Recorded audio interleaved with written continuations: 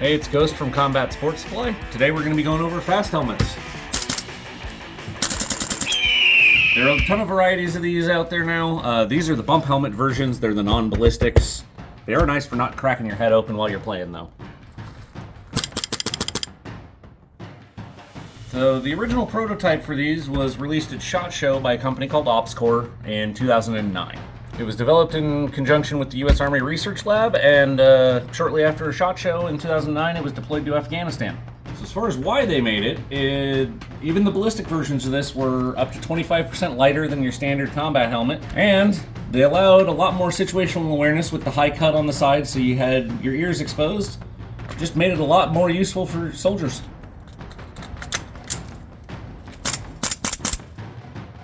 So as far as the modular design of these, they included a front mount for your NVG optics, all that kind of stuff. You can even mount a GoPro to it if you're so inclined. And they have side rails mounts for almost everything that exists. Flashlights, lasers, cameras, all sorts of stuff you can mount to these side rails, including masks. One of the neat things about these bump helmets is they come in just about every possible flavor. Tan, green, ranger green. They even have most of the popular camo styles out there. You can get it in ATACs even.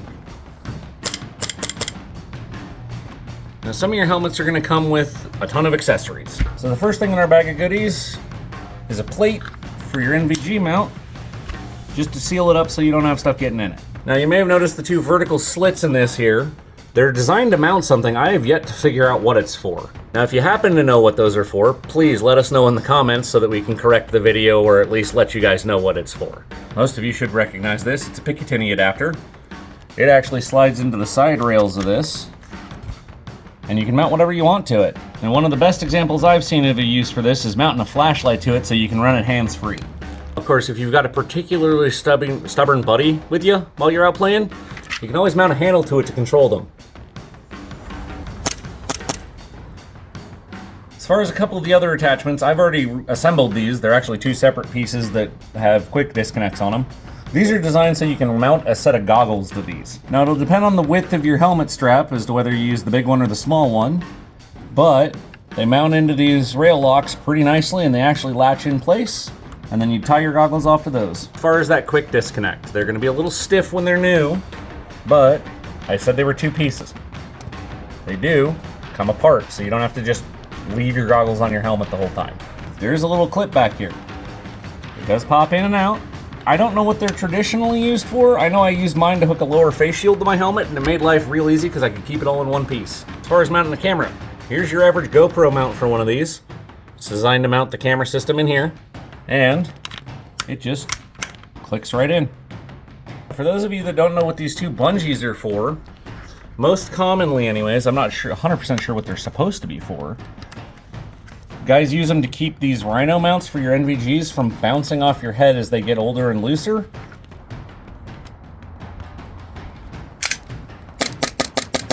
Alright, so internally, there are two general styles of pads you can get with these. This is the new ones by Condor and a few other companies. These are the generally accepted common ones by most companies out there. I am actually more a fan of the new Condor ones. They're a lot more comfortable.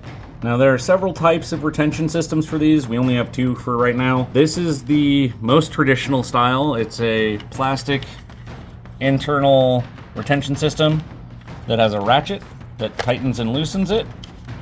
It's pretty nice. Now what does adjusting that do? Well, this actually seats under the base of your skull and tightens the whole helmet up. It's actually attached to a system that goes all the way around the internals of the helmet. There's also these variants, which have an adjustable strap over a pad that will cinch down on the back of your skull, but you require more adjustment from the cheek straps, and it doesn't have the full front retention on it. They still seat pretty well though. Personal preference here. If I could get this pad set with this retention system, I would be one of the happiest people around. The main reason for that is that this pad system is more modular and more adjustable, so everybody's head's a little bit different. It's gonna be a little bit weird to seat these hard pads and get them comfortable, whereas these are soft pads and can be moved more readily. Now for any of you that have worn the PASGAT or the Mish helmets or anything like that, This is going to feel a little weird when you first put it on because it sits really high up on the head. That's why it's called a high cut. But that's what we mean when it says situational awareness, is I can hear everything around me perfectly fine. It's not getting blocked by the helmet.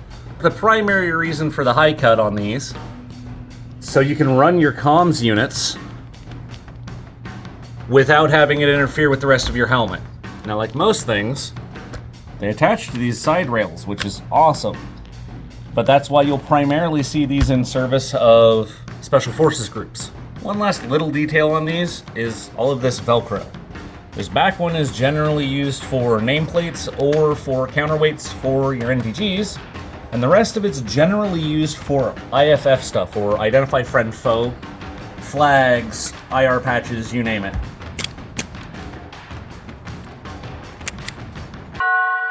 So, I mean, in conclusion, they're honestly great to have, especially if you're doing any sort of military kit for Airsoft.